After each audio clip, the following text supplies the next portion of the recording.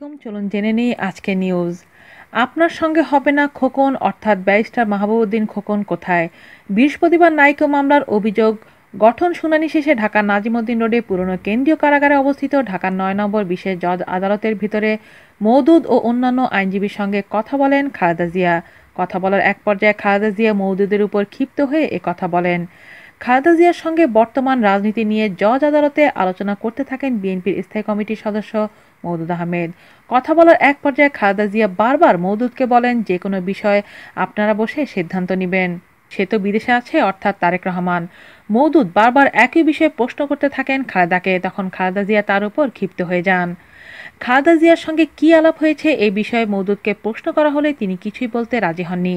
বছরের শুরু ও একাদশ জাতীয় সংসদ নির্বাচনের পর বিএনপি চেয়ারপারসন বেগম খালেদা জিয়াকে আজ পুরনো কেন্দ্রীয় কারাগারে অবস্থিত বিশেষ জজ আদালতে প্রথমে হাজির করা হয়।